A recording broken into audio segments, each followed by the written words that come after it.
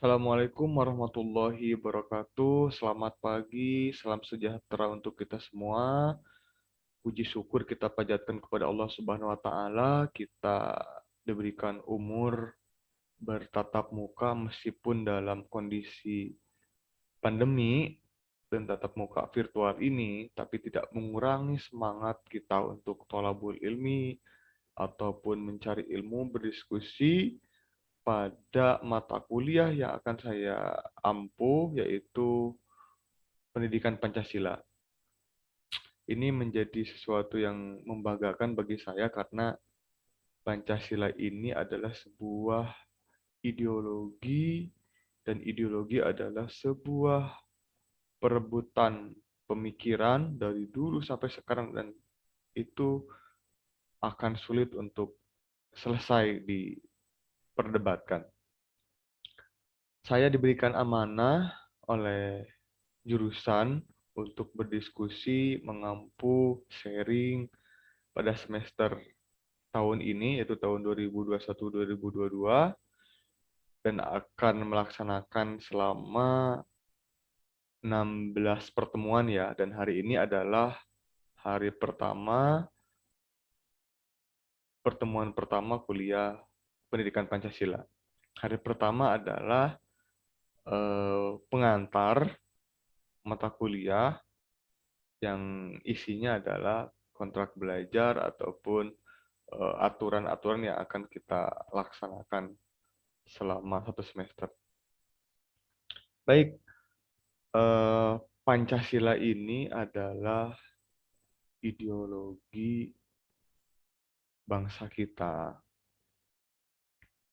yang akan terus dipegang menjadi pedoman kehidupan sehari-hari bermasyarakat, berbangsa, bernegara, yang tujuannya tidak lain dan tidak bukan adalah untuk menjaga, melestarikan, mengawal negara ini sampai nanti, kapanpun itu, sampai hari kiamat bahkan.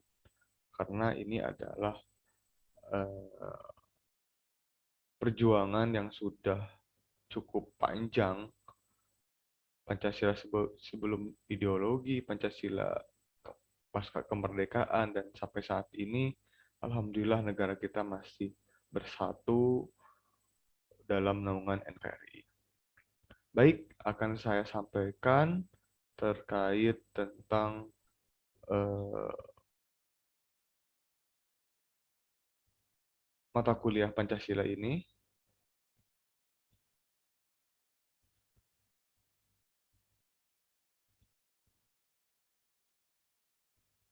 Mohon diperhatikan ya, bahwa mata kuliah pendidikan Pancasila ini akan menanamkan pemahaman konsep dasar Pancasila sebagai falsafah negara dan bagaimana pentingnya Pancasila bagi kehidupan berbangsa dan bernegara.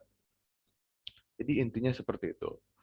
Kemudian kemampuan yang diharapkan oleh kalian semua, kalian mampu menjelaskan, mendeskripsikan Pancasila secara etimologis, terminologis, historis, filosofis, ada fungsi Pancasila, kedudukan Pancasila, demokrasi Pancasila, Pancasila sebagai sistem etika, sistem ekonomi, dan yang lainnya. Itu adalah kemampuan secara intelektual yang saya harapkan. Adapun kemampuan secara sikap, kalian memiliki eh, karakter, moral, yang isinya bagaimana kalian kritis, tanggung jawab, jujur, kemudian inovatif, cerdas, itu yang saya harapkan pada mata kuliah pendidikan Pancasila ini. Kemudian materi pembelajaran yaitu ada 12 yang akan kita pelajari, dan ini mudah-mudahan memberikan pemahaman Pancasila yang lebih eh, komprehensif tentunya ya. Pertama ada urgensi pendidikan Pancasila, kemudian ada sejarah ideologi, Karena Pancasila sebagai ideologi harus kita gali apa itu ideologi. Kemudian ada Pancasila dalam konteks sejarah perjuangan bangsa, ada kedudukan, peran dan fungsi Pancasila, ada simbol dan nilai Pancasila, kemudian ada sistem demokrasi Pancasila, ada Pancasila sebagai sistem filsafat, sistem etika, sistem politik, kemudian ada materi yang sangat penting dan ini menjadi persoalan yang belum berakhir sampai saat ini, yaitu hubungan Pancasila dan agama. Bagaimana golongan saudara kita dalam perspektif mereka bahwa agama harus menjadi landasan negara. Ini menjadi salah satu topik yang akan banyak kita diskusikan. Kemudian ada materi tentang Pancasila di tengah isu global. Kemudian yang terakhir adalah sebuah eh, rangkuman, sebuah solusi bagaimana Pancasila dengan berbagai perdebatannya akan menjadi jalan kemaslahatan berbangsa dan bernegara. Itu adalah materi yang akan kita diskusikan ke depan. Baik, untuk sistem pembelajaran, kita akan mencoba dengan menggunakan sistem hybrid ya, hybrid learning. Ada pertemuan tatap muka secara langsung ataupun ada secara virtual seperti itu. Ini menjadi apa ya? Latar belakangnya adalah kita hidup dalam era transformasi digital. Cuman untuk menuju ke arah sana kita perlu hybrid learning. Kita tidak bisa secara sekaligus untuk bertransformasi ke dunia digital, makanya ada tatap muka langsung dan tidak langsung ataupun online. Baik, untuk metode pembelajaran yang akan kita laksanakan, saya secara pribadi akan menggunakan metode ceramah, mungkin pertama, pertengahan, dan terakhir. Nah, yang akan kita sering lakukan adalah metode diskusi. Kalian akan dibuat kelompok, masing-masing kelompok itu terdiri dari 4 orang. Nanti silahkan ketua kelas untuk mengaturnya, sehingga nanti sudah terbentuk kelompok dan akan dibagikan eh, materi masing-masing kelompok. Metode diskusi ini membuat kita lebih tidak menjemungkan, kalian juga aktif.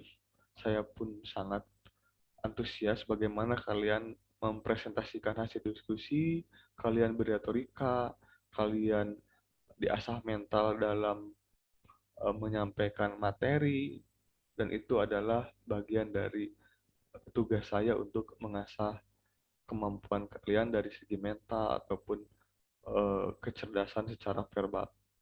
Dan ketiga adalah metode pemberian tugas. Nanti akan ada tugas kelompok yang lain membuat eh, kritikan, tanggapan, ataupun pertanyaan kepada grup diskusi yang menyampaikan.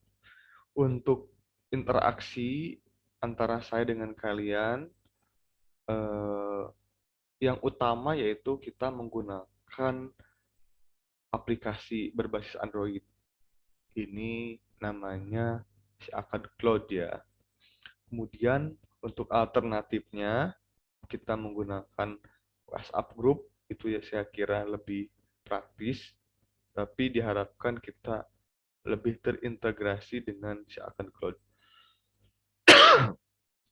Dan untuk tambahan lainnya, kalian nanti bisa menyaksikan saya mempresentasikan materi bisa lewat YouTube ataupun Google Meet dan yang lainnya.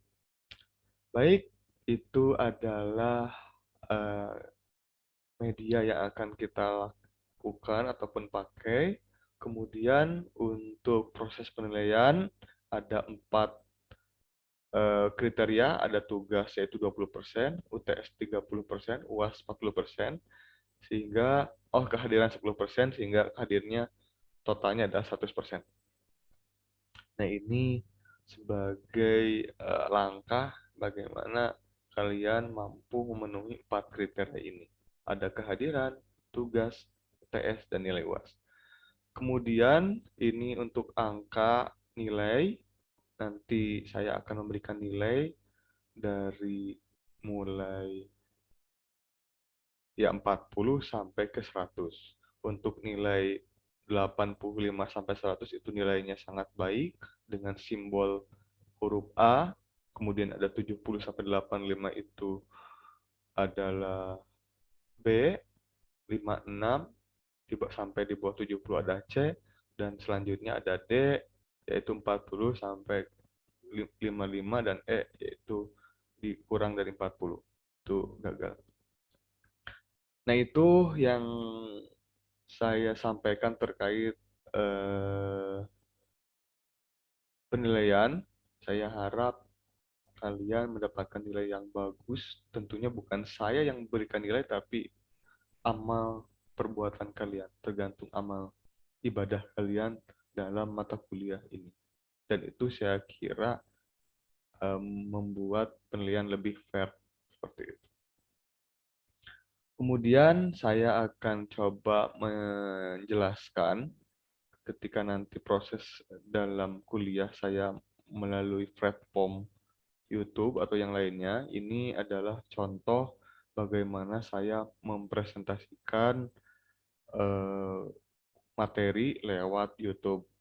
Nanti saya akan kasih link YouTube terhadap kelas kalian. Nanti kalian buka, klik, kemudian tonton, kemudian kalian bisa berdiskusi di kolom komentar di bawah video seperti itu.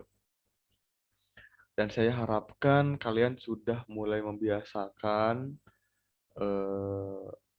bagaimana kuliah kita harus benar-benar efektif dan efisien. Seperti itu. Karena kita sudah masuki zaman yang modern seperti itu. Baik, mungkin itu untuk pengantar mata kuliah Pendidikan Pancasila. Silahkan kalau ada yang mau bertanya untuk aturan ataupun nilai ataupun media yang akan kita lakukan bersama-sama. Silahkan, mungkin ada yang mau bertanya.